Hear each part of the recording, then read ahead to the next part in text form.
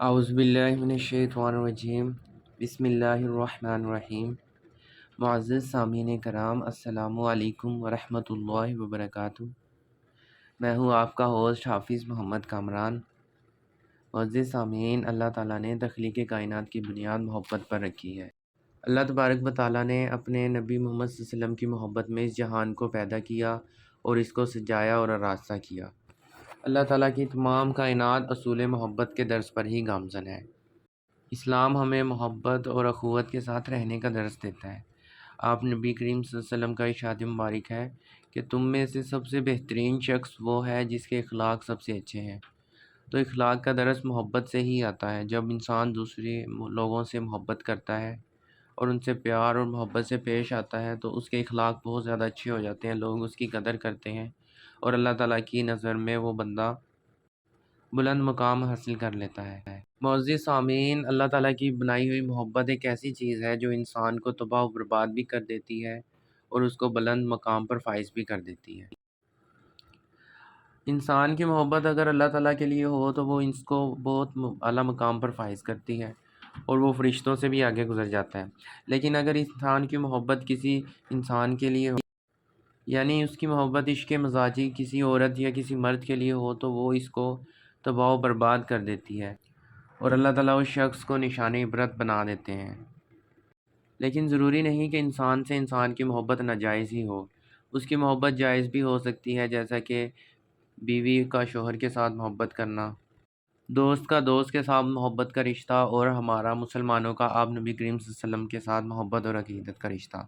معزز سامعین، کبھی کبھی ایسا ہوتا ہے کہ انسان کسی شخص سے بہت زیادہ محبت کرتا ہے لیکن بدلے میں اس کو صرف نفرت اور بے پرواہی کا سامنا کرنا پڑتا ہے، جس کی وجہ سے اس کی زندگی وہیں پر رک جاتی ہے۔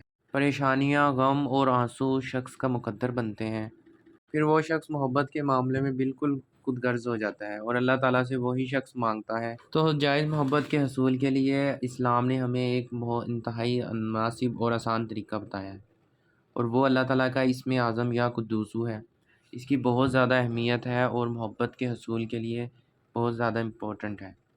اگر کوئی شخص چاہتا ہے کہ کوئی کسی کے دل میں اپنی محبت پیدا کرے، اگر بیٹا اپنی ماں کے دل میں محبت پیدا کرنا چاہتا ہے، یا بہن بھائی آپس میں محبت پیدا کرنے چاہتے ہیں، یا میاں بیوی آپس میں محبت پیدا کرنے چاہتے ہیں، تو وہ یا قدوسو کو باوضو 319 مرتبہ پڑھے اور اس کو کسی مٹھائی پر دم کر کے اس کو کھلا دے۔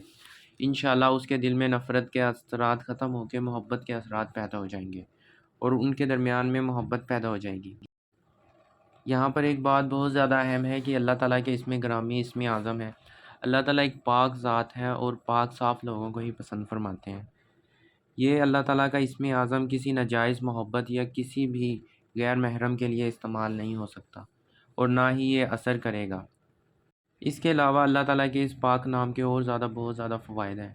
اگر کوئی شخص زوال کے وقت 1000 مرتبہ یا قدوسو پڑھتا ہے تو اس کے دل سے لوگوں کی آس اور امید ختم ہو جاتی ہے اور وہ صرف اللہ تعالیٰ سے امید رکھتا ہے۔ اس کے علاوہ اللہ تعالیٰ کی قربت حاصل کرنے کے لیے یا قدوسو بہت زیادہ اہمیت رکھتا ہے۔ اللہ تعالیٰ کی محبت حاصل کرنے کے لیے یا قدوسو کا ورد کرتے رہنا چاہیے۔ جیسا کہ اس کے نام سے واضح ہے، پاک ذات، اللہ تعالیٰ پاک ہیں اور پاک صاف لوگوں کو ہی پسند فرماتے ہیں۔ کوئی شخص چاہتا ہے کہ وہ گناہوں سے پاک صاف ہو جائے تو ہر نماز کے بعد وہ 100 مرتبہ یا قدوسو پڑھتا رہے۔ اسی طرح باطن کی صفائی اور ظاہر کی صفائی بھی بہت ضروری ہے۔